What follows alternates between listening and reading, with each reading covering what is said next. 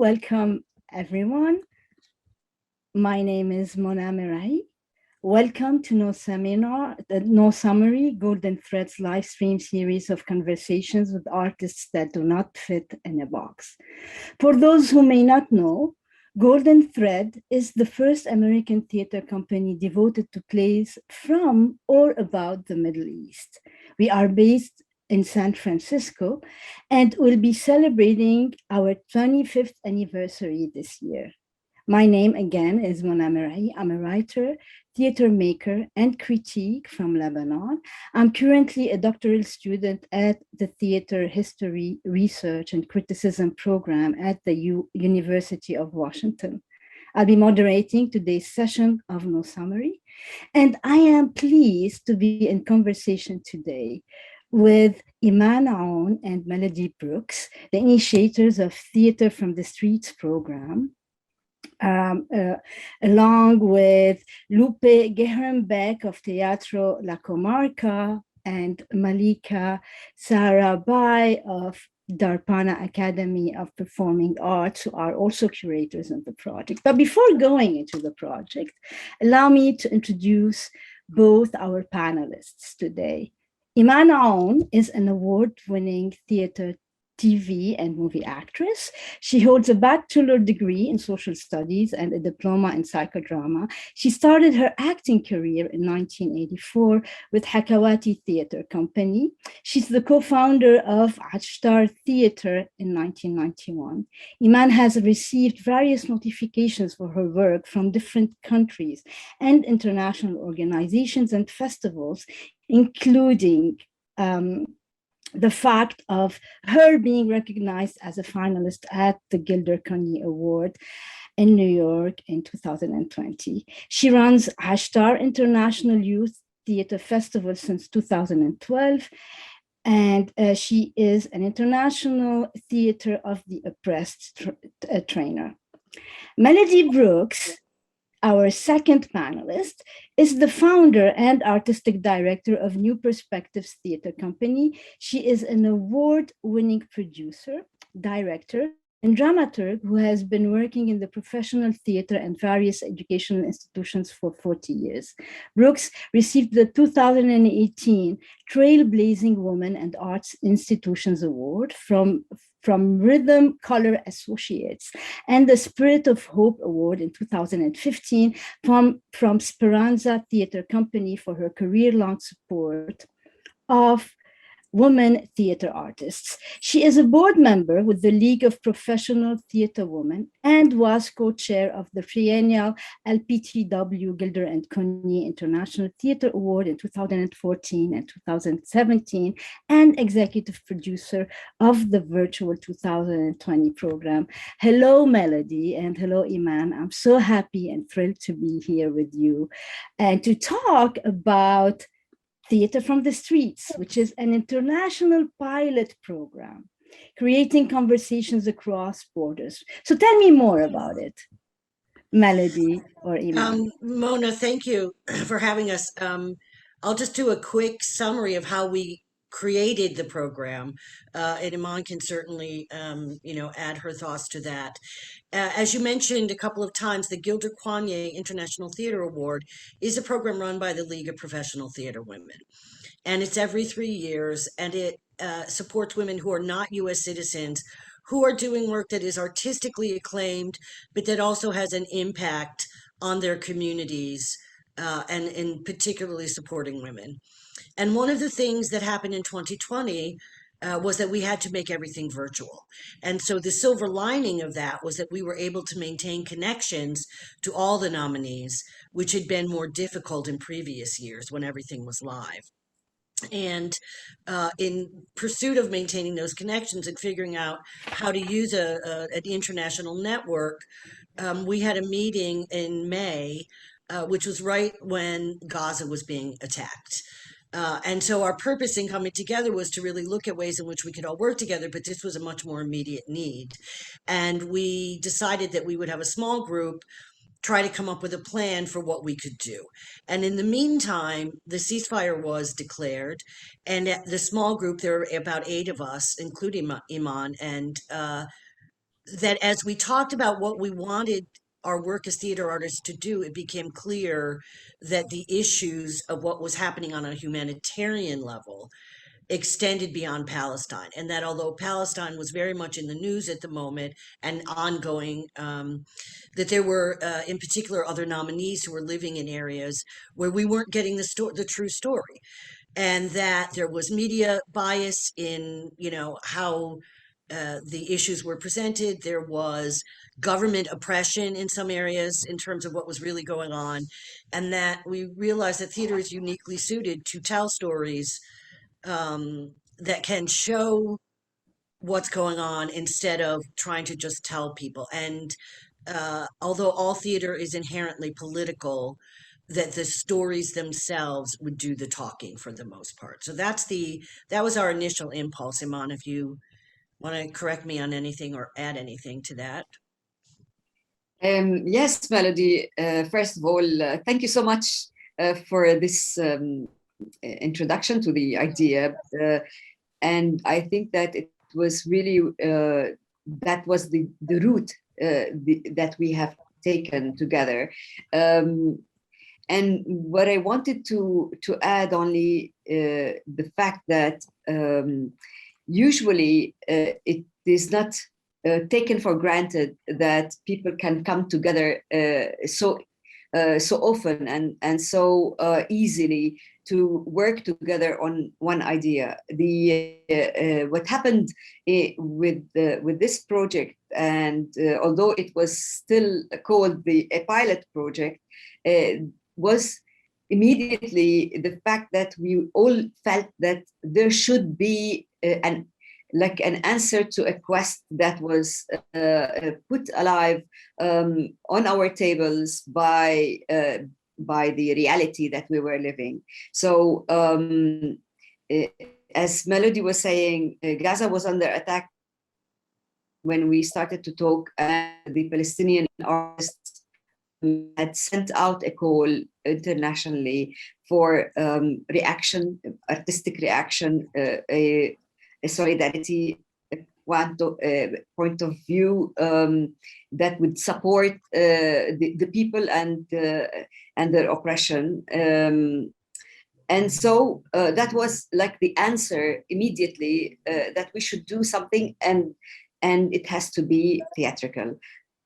So that's the beauty of it. The second beauty of it is that we were able to use the multimedia that is there, that had made our life quite easy, and we got together and we started to really present these stories. Yeah, and the Zoom world was lucky to have 12 sessions, and will be lucky because there are 4 other sessions that are accessible to everyone wherever they are. And those 12 sessions, so in order to explain to our audience, what we are having in hand is writers and playwrights from Venezuela, from India, from Palestine, and from Lebanon, sharing their texts that were written according to the code that you have made. And if we want to go back to the code, there are like 3 main areas of focus, which is correcting the record, combating the hegemonic narratives that promote oppression and of autocratic regimes, a day in the life of people, and what will it take to make the collective humanity engaged in making a difference. So you highlighted those 3 main points, and you made that call, and you received many texts from those countries. How was the response? And if you can give us a little bit of an idea about the issues raised. I have attended a couple of sessions, and I have read many of the texts, and I have a lot to say about that. But as a starting point, how was oppression depicted in those texts, and how you can see commonalities all over these areas between them. So I Iman. just want to give credit to Iman because it really is a pilot program, and she went first. So she had less time than Lupe or Malika, who are doing the next date. And we thought originally that we would record these and then just upload them to YouTube, to New Perspectives YouTube channel, and let the rest of the world in.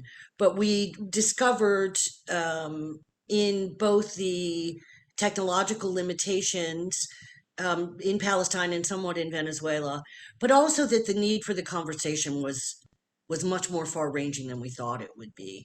And so we had limited the amount of people that could attend the actual session.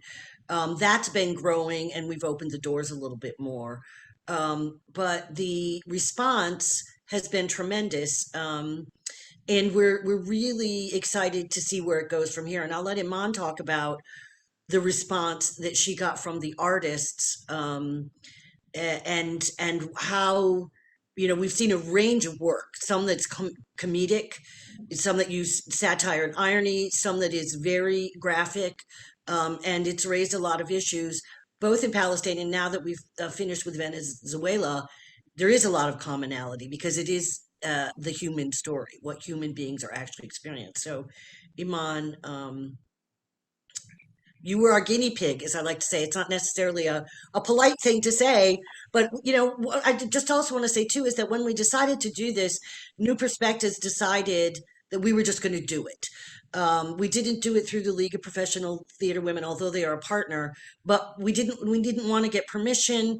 We didn't want to have to figure it all out. We didn't want to, so we just started, and Iman was a great team player in saying yes and making it happen within a question of weeks, maybe 6 weeks or so, to get ready for it and to do be the first curator. So you can speak about that if you want, Iman. Yeah, of course. Yeah, that was really brave from you as well, Melody, because the fact that you have given us all the technical support,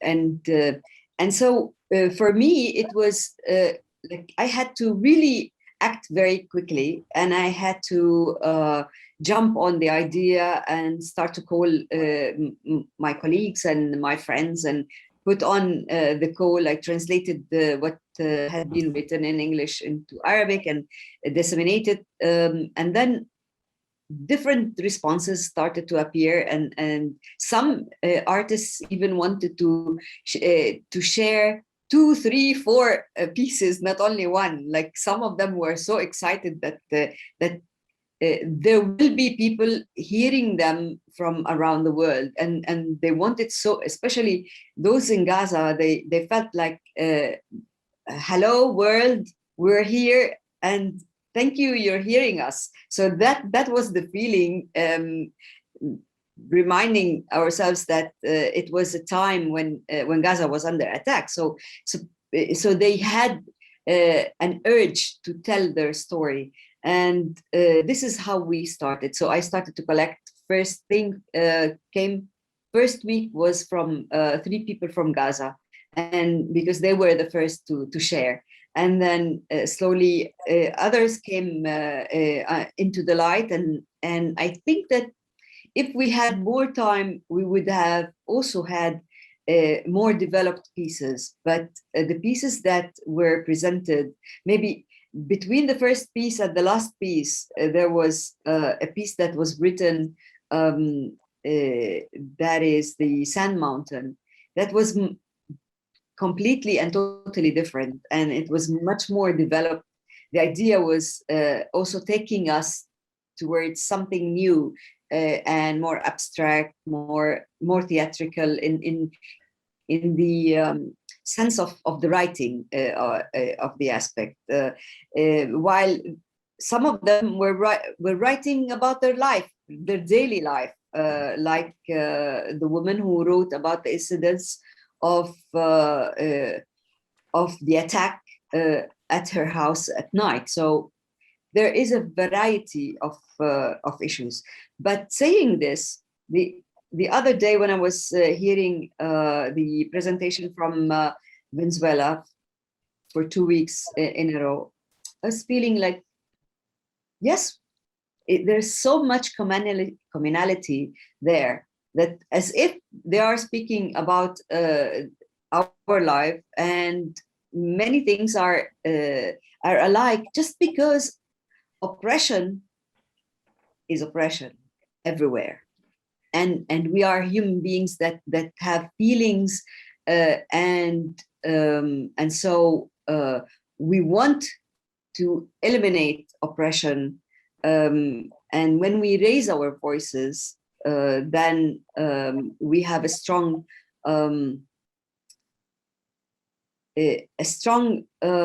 presentation, a strong deed to really say it from the heart.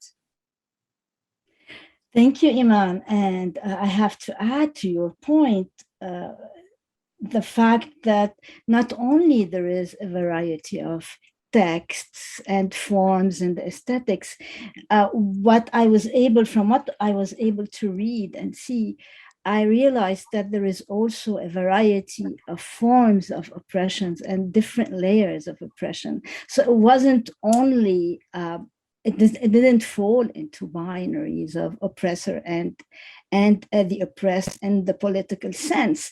You mentioned Sand Mountain by Emil Saba. And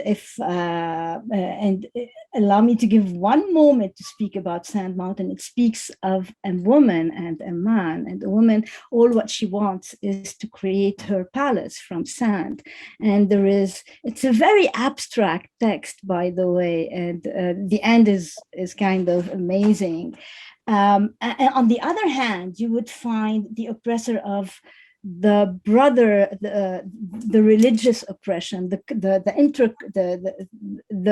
oppression, domestic violence in a way or another, and you would find the political oppression that took place in Gaza and the Israeli attacks on Sheikh Jarrah, the uprooting of 28 families. So we have all these layers together, which is really very, very interesting.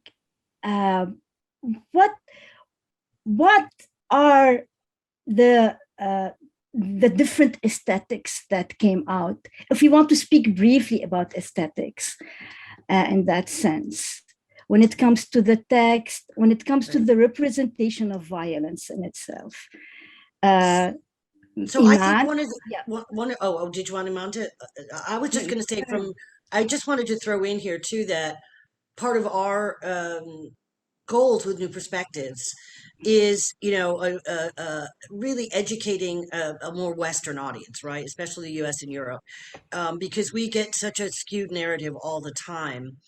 And so it's one of the things that the discussions that we had after the presentation of the pieces that really became much more wide ranging and more, again, the non-binary, right? That so many of these issues you just mentioned. And that's what led us to think about the fact that we really want to take all this work and figure out what we're creating before we put it out for public consumption later on. But as Iman talks about, that things might have been more developed if there was more time, it really didn't matter because the content of the pieces was very moving and very powerful. And because it was a closed group, we weren't saying this was, polished work for the, for the public, but that it was really about the work itself and the text and the messages and the stories. And I think that came through very clearly and very powerfully for everything that was presented in the first 4 weeks. So Iman, and aesthetically too, a wide variety of approaches to how this would be done. So Iman, I didn't mean to cut you off. No, not at all. Don't worry, Melody. But I mean, as you said, it was a variety of presentation from the person who who had written about the social issues and in a farce mood, to the person who had written about the martyrs and who had given voice to the martyrs themselves, who were talking after their death. There's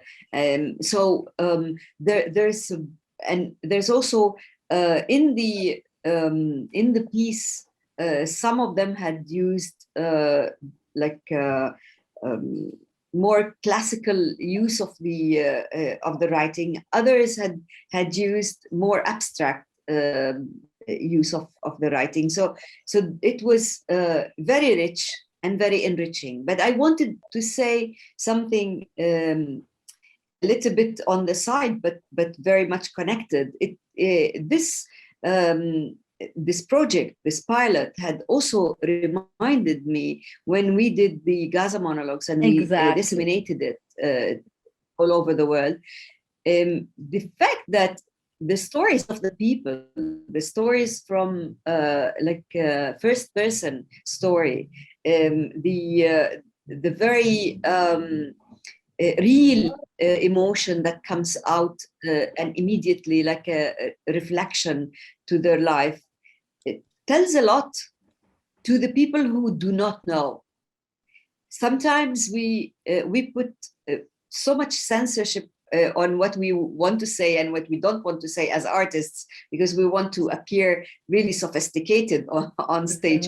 But when you are really telling stories of from the street, stories of the people, so much like raw, let's say, and immediate, then you don't really think twice. You just put it there. You just say it. You just become really authentic, if you want, and it really touches the hearts of the listeners, of everyone that really gets in contact with these stories. Yes, definitely. And what is also important to highlight is the fact that aesthetics can be found in situations where there are no means at all, no means of support, no means of funding. There is oppression, because there is this idea that, hey, we are doing a theater or a form of art that is socially that has a social objective, so we want to focus on the content. But I do believe, and I think this was pretty much found in many texts, that there is a beautiful aesthetics and there is an artistic aesthetics even in forms that are socially oriented in a way or another. Also, we have John D. Firestone, who highlighted that we also discovered a commonality in the restricted funds available in each of the countries, and it opened up the possibility. So yes, thank you for highlighting that. Melody, I want to go back to a point that you raised around the reception, which I wanted also to highlight. How did the Western audience receive the texts throughout until present moment? We had around how many sessions? Around 8, 9 sessions? We've had 8 sessions, so we're starting. Okay. Our 9th sessions will be on Sunday. Okay. The first few sessions took us a while to find our feet in terms of getting people to attend and really signing up for it and coming. But even within that, there's been a combination of artists, the artists themselves, other artists in the region, and particularly in Palestine, and then other people from around the world through the different partnerships that we're working with. The reception has been very positive, but to be more specific, that even in pieces, we've dealt with, because Zoom is wonderful, but there's also the issues of the technical limitations. In Palestine and in Venezuela, connectivity is hard, electricity is spotty, finding places to be able to speak from, finding actors who could speak English. So there was a tremendous generosity, I think, on the part of all of our attendees, that no one was saying, oh, well, that wasn't very good, or I couldn't hear that, or, you know, why did their connection keep going out? The people truly listened. And then the conversation that was able to result from that, first of all, was that we had people who could put the theater pieces in context.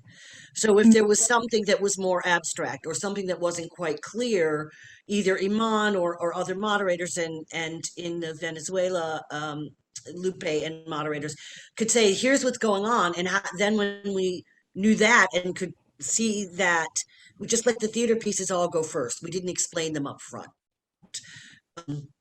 So it led to people really um, really having a new understanding and expressing that they did and learning.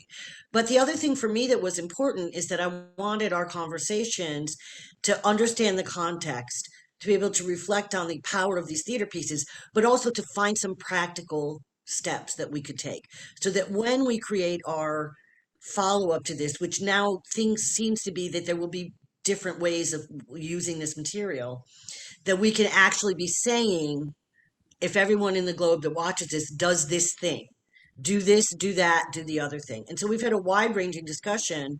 One of the most powerful for me has been an understanding of who the audience is when we have the finished product or what we want to do with this work.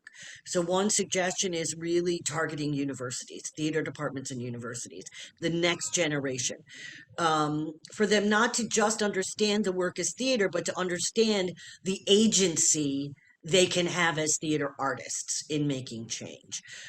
We've had requests that all of the work be published together in one volume, or that we do an international festival, a rolling festival, where these works across the three regions are presented, or some selection is then we represent those in a more, you know, polished way with more rehearsal that we do another program. So there's a lot of possibility, and to me that's really exciting. And when we just did Venezuela, the last Venezuelan session was the first time in all of the 8 uh, you know, gatherings that the 3 pieces were all very much about the oppression of the state directly, state behavior and what was being done. Whereas throughout the other 7 pieces, even with Palestine, there we understood what the state was doing, but it was still really about the impact on people and or people's resistance. And so it was interesting to me that the discussion from that, watching those 3 pieces, was very much about people wanting more information.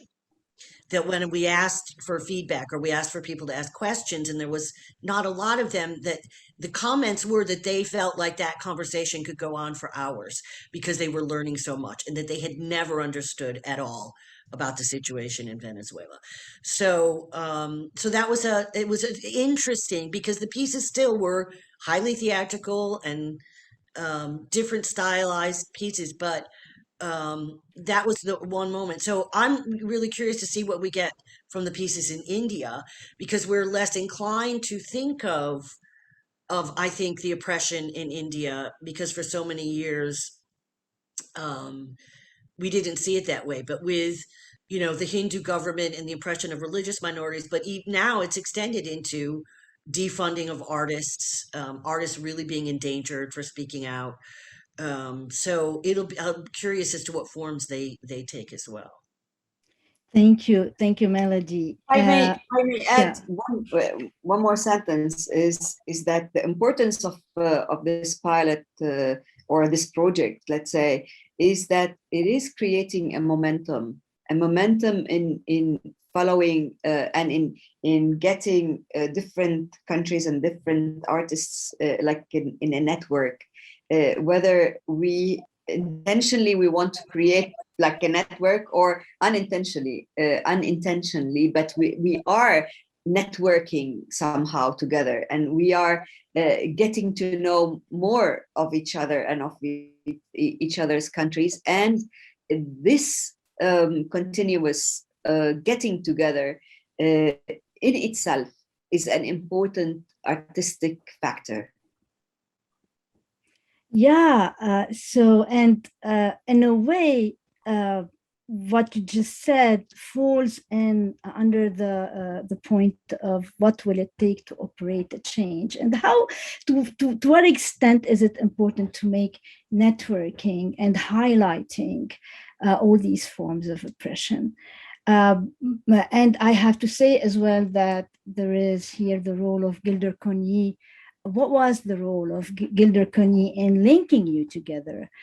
Because I know Iman and also Malika, you were also finalists in the Gilder Conyi Awards. So how what is the importance of networking today in a moment where in a momentum around the world where we are all feeling different forms of uncertainties? So I'm just going to say quickly about the Gilder Kwanye Award, and then which was founded in 2011 by the League of Professional Theater Women, and it's named after Rosamund Gilder and Martha Kwanye, who were for decades leading American involvement in theater and artistic exchange and collaboration, with a view to the fact that on the ground, people to people, artist to artist communication, working together and network was really the only avenue for peace. And it was the organizations they worked with were started during the Cold War. And so the idea of the award, which is really an award program, because yes, there is one person who gets the award and there's an award ceremony, but there's a range of activities of panels and discussions around it. And what the significance of that in leading to this program was our ability to maintain contact with all the nominees. There were 27 nominees for the 2020 award. There were 3 finalists and the winner, and then the for the first time, it was easy to put out a call and say, let's have a meeting on Zoom. Not everybody can attend. Not all 27 nominees are continually involved, but we are in communication with all of them. So that's a first. And it also brought a tremendous amount of attention to the program because it was all virtual and it was a global audience. And that's being carried forward. There is an international committee at the league under which this Gilder Kwanye program falls. And they are really taking the reins and trying to move the idea of international networking forward with other projects.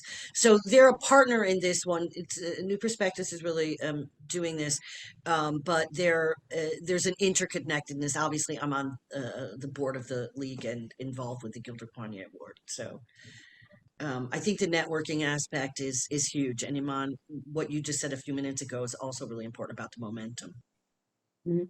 Yeah, I think without the award, we wouldn't have been here together, or this project wouldn't have been the same, because the fact that we were all part of the call and the award, that made it possible. But also one important factor is the fact that we are all female theater makers, and female Yes. theater makers are strong in making connections. There is no kind of rivalry there. There's complicity in the work and in the vision, and that is the beauty of it. And this is what I wanted to stress out.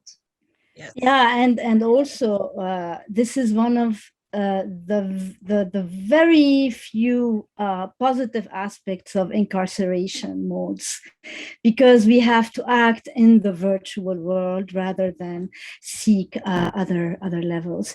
If you are just joining us, this is No Summary, Golden Threads live stream series of conversations with artists that do not fit in a box. We are in conversation with Iman Aoun and Melody Brooks around their project Theater in the Streets. And you may post questions to Golden Threads Facebook Live for our artists to respond to, and we will handle them in a few minutes from now. Melody, you already answered the final question I wanted to ask, which is what's next and how can we really correct or raise the final point, which is our role as human beings all over the world. And you just highlighted a few points. And I wanted really to ask, because I am an educator, I teach in a university, and I wanted to ask about the possibility of sharing those texts with the students. So you mentioned university, links with universities. You mentioned also publishing, possibilities of publishing. What are the other possibilities that you are considering for these texts? So one of the things, we're collecting suggestions or ideas. So one is this idea of doing some festivals in different locations, that we make the text available, and that theater companies around the world could produce a festival, because the pieces are all short. They're 3 to 5 minutes. The Sand Mountain is a bit longer, and a few maybe a little bit longer than that. But could do live theater festivals in a context of then engaging in an audience discussion afterwards, and that it could be promoted, either a rolling festival, it starts somewhere. I mean, it could start even at New Perspectives in New York, and then other places pick it up. We do the idea of making the texts available and publishing them, is really attractive, because we also want to be able to distill some of the things we've had talked about in our conversations. What's important to understand? What are some practical positive steps? I mean, Joan Firestone, who is actually the chair of the International Committee at the League of Professional Theater, when she talked about that, we learned about the restrictions on funding from US and European funders that make it impossible for the artists to really be free to do their work. So one positive thing people could do is, everybody write to the foundations or the people who are supplying the funding and say, stop putting these artificial barriers, because they're ridiculous. They're like, oh, you might be a terrorist, or you might be supporting terrorism, and this is really kowtowing to this larger media narrative and the Western government's view of things. We also talked about, in terms of making texts available to universities, of not just sort of handing them a collection of these pieces, but again, this ongoing conversation that we're having, to include that, and perhaps it could be a catalyst for university theater departments to engage their students in a similar kind of project, to even locally, because I think that what this shows is that we are all, the world is an oppressive place right now. Obviously, some more life threatening than others, but I say even in the US, but we've been in an oppressive Exactly. place for a very long time. We just haven't been so public about it. That maybe they would go to their neighbors, or they would do something locally, and try to do a similar kind of project, so that the ideal, my dream, as I am an idealist, is that we get hundreds of thousands of people who are engaging in direct action, because they and what we create to put on YouTube, because it's the even though it's corporate media still, that it has a wide reach, and that we can put in there some, call this number and complain about the funding, give this script to your local theater company, or support your local theater company in these areas if you can, make a donation or attend their performances. So that's what we still have to think through, and there's just my brain is sort of going in lots of different directions, and we have a partnership of 8 people, the 3 curators, Fania William Sousa at the Brighton Theatre in England, the League, Malini Singh McDonald, who is with Theatre Beyond Broadway here, which is a company of very diverse artists. So when we reconvene, there's a new planning session that needs to happen, getting some other folks involved to think about what are the products that we can create from this. And also what Iman said too, we haven't even begun to think about the next round, because this has been successful. we know better what we're doing now. So we could certainly pick three more countries or regions, and do the same thing with a, you know, a break in between to give people time to get organized. But I think the momentum, the connection with the artists, also with in the conversations we've been having, it's not just the outsiders, but the artists themselves seeing their work reflected in the other artists' work, so that camaraderie, that you know, a community of artists. So it's a community of artists, and we hope eventually a community of activists who are all focusing on making change. Thank you, Melody. Iman, would you like to add something? Yeah, I also would like, I mean, Hanan in the chat just written that translation is also very important. Hello, Hanan. And yes, absolutely. There should be translation into Arabic and into Spanish and Hindu probably, or whatever language possible. But one more thing that is important, I believe, at least from where I am, our people never have read or seen a Venezuelan play. They were never exposed to Venezuelan stories. So I believe that one thing that I would wish to see when we finish is that I would do a focus on Venezuela in Ramallah, to read the plays. It could be all the plays, but in like a mini festival, reading festival or something, or even producing one or two of the plays, and the same for India. And that would be wonderful if we exchange our the stories that we have been presenting, and every country would present something to their people from the other side. That also is another dimension to this project, and it could add on to the knowledge and to the awareness that we aspire to see, and the solidarity that we are wishing to establish among artists in the different parts. Thank you, Iman. I have a few more questions, but I will stop now because we need to make room for our guests and the people who are attending our event on HowlRound. I think we do have a question already, and it's Hanan. I'm not sure this is Hanan Haj Ali, or am I mistaken? Yes, Hanan is the winner of the Gilda Quanya Award. Exactly. Yes. This is what I wanted to highlight. She's the winner of the Golden Kanye Award. Hanan, we are all ears for your question. Yes, I'm very happy to see you all. And Mona, hello. I was very happy to know that you are participating to this gathering. I wanted to say, I will begin by the last point that Iman raised. It is the same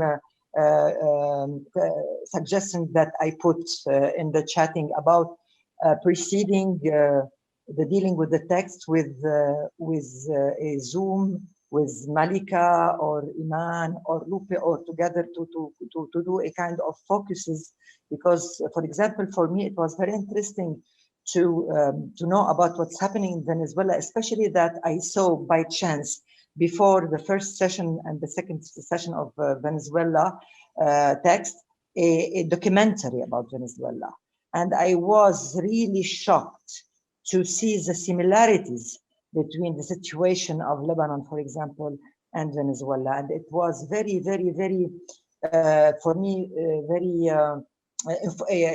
informative and very, very essential to begin with as a knowledge. So your suggestion, Iman, is very valid. And I can see the progression of this program, and how we began and how little by little, piece by piece, the ideas will be numerous, and we will have a difficulty. Maybe we'll have a big task to select among them and to see what could could make a strong, homogeneous action, next action. What could be? So I'm very, very hopeful about the future of such initiative. So thank you all. Thank you, Hanan. Yeah, I just wanted to say one word to Hanan that and to mention to the people, to the audience with us, that Hanan was also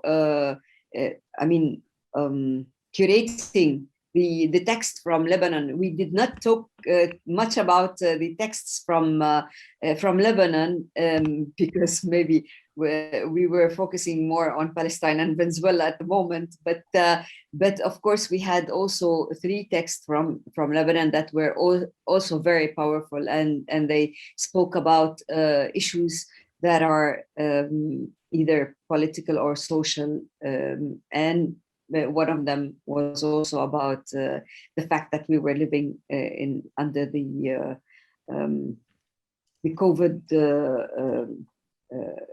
situation. Yes, let's call it situation today. The pandemic that is eating us up. Allow me, Iman, to say that in the beginning and through the beginning of the initiative, Lebanese participants were a little bit lost, because the announcement in the beginning was for Palestine, and then Lebanon was added. But for me, it was really maybe better to focus on Palestine, and maybe on another level and another step would be for Lebanon, because but I find it more logical to do it like this. And just to tell you that there are 2 participants who delivered 2 texts, very, very strong, but it was so subjective and so risky that they asked me at the last minute to withdraw them. So there is this kind of fear still, especially from women. Yeah. We also had with one of the Venezuelan artists, they used a pseudonym because there had been an incident in Venezuela, a crackdown on artists a few days before we did it. And so for our presentation, they did not use their actual name because they felt it was too risky. So this is another, common thread already in the 2 regions we've visited, and we'll see how that plays out in India. But there's always the artist being under attack comes at some point in all oppressive regimes, whether it's starting with limiting funding, or literally arresting people for their expressions, and it's everywhere, right? So it's another reason why this program is so important. Yeah, well, where there is oppression, artists are the most fragile individuals, artists and children and women. Which also leads me to one of the Lebanese texts, which is by Dina Salim, if I'm not mistaken, who spoke about the green door, the panda and the pepper. This is the title of her text, and she speaks about domestic violence, which was really very interesting. Throughout the areas that you focused upon, which is Lebanon, I repeat, Palestine and Venezuela, and in the coming weeks it will be India. What is the level of domestic violence and gender-based violence? I'm being aware of the questions of the audience, but in case we don't have any questions, so I'm going to ask my question. I think what we've seen through the pieces and the conversations, it's a level of domestic violence is very high. Maybe some of it is prompted by different reasons. There is a religious element to it.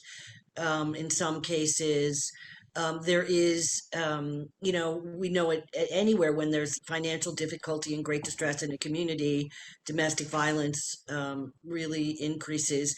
We learned in Venezuela that there's a lot of young women, because so many people are trying to leave the country, that they are fooled into thinking that they're going to Trinidad in particular for real jobs, and they're brought into prostitution rings.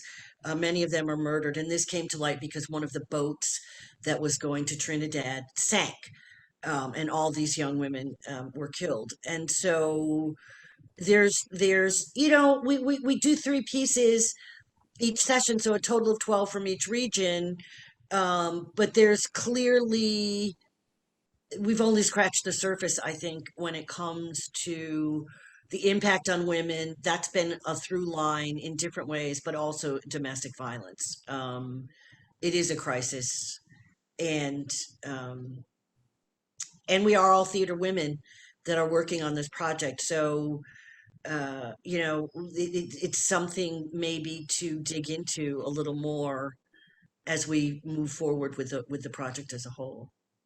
Thank you. Yeah, And if I may add, I would say that usually it's, I mean, violence is a vicious circle. So whenever there is state violence, whenever there is economic violence or economic despair, let's say, and people are tucked into impoverished or in a real dead end situation, then they become really very violent, and the first thing that they do, they become violent against the segments that are weaker than themselves. And usually it's the man against the woman, and the woman against the children, or the man against the children. And so this is how domestic violence grows and spreads. For us, I mean, there are so many studies done about domestic violence, but one big aspect of it, the fact that the men are frustrated, the people are frustrated, but men are really frustrated, and so they are also they've been on checkpoints. They are harassed. So all the emotions they get back home with negative emotions, and then they explode at home. And so that's how we should really, when we look at violence, we should look at the whole spectrum, if you want, of where we are living, why things are so bad. Yeah, and it's not a surprise then to when I first attended the Venezuela session, the first Venezuelan session, there was a question among the audience who said that what's common between all the texts is the woman-centered oppression, or the woman-centered world. And I can see that through other texts that I have read in Lebanon and also a little bit in Palestine. Do we have any questions? I do want to just point out that not all the writers are women. Yes, definitely. We've had a combination of men and women. But yes, the women-centered violence, and also women bearing the brunt of the oppression, right? Because women are all the elements that Iman just talked about, but women care for the family. They try to keep the pieces together. They have to feed the kids and keep the house, in some kind of functioning, way, whether it's needing water or electricity or, cooking fuel, any of those things, that women are at the center of managing the oppression. They don't have the luxury of blowing off steam because they're frustrated and, going out and committing a lot of violence because they're so constrained by just trying to keep it all together. And I think that that's across the board, that whether a country like the United States is perceived as, having that level of oppression, we certainly have our share and more of domestic violence here.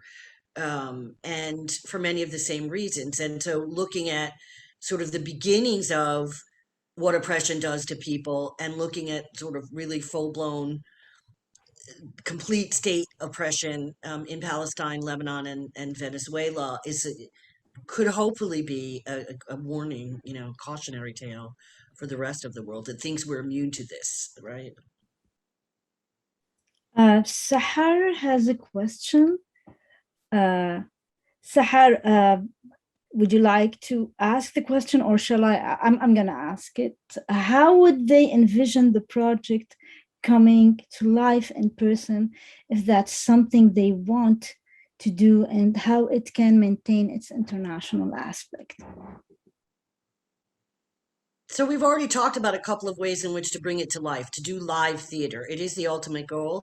One of the ways is making the text available to theater companies around the world, organizing some kind of joint adventure in terms of doing festivals of either all of the pieces or some of the pieces. And Iman just talking about producing work from the other countries that are featured in this program. If she wants to produce some pieces from Venezuela and vice versa. And then where we provide the text or provide some additional resources, maybe a questionnaire guide or a list of things to do or explore, that the hope would be that people would take that and do it live, do it in their communities. And maintaining the international flavor, I think, as long as Zoom remains accessible, there are other streaming platforms. This is being done on Facebook and HowlRound. I think that we can continue with some refinements to continue doing this, just the weekly, if if that's too much, bi-weekly or whatever, outreach to other areas around the globe and have a similar kind of conversation just to keep going. That's my thoughts. Iman, what do you think? Yeah, I think the last thing that you said is very important, to keep this like once a week or twice a month meetings and readings. That would by itself take us into something deeper, and probably it will grow. It will slowly grow. This is how I feel. I feel that we should not be pushing it towards going somewhere, but we should be trying like a baby, nurturing it to grow. And printing a volume of the different or a book, whatever, of the different plays, that would be a wonderful thing. Going into universities, as we said, all of that is going to happen slowly, maybe not everywhere, but maybe it will happen in one place, not every place, but maybe each one of us coming from the different countries will choose the way to use this the material, or to use the way to enhance it in their society. So that is another way possible as well. It doesn't have to be all like in one way, one direction, but certainly the material needs to be gathered and it needs to be translated. That's for sure. Yes. Thank you very much, Iman. We have reached the final minute of our session today. I wish we had a little bit more time to discuss further.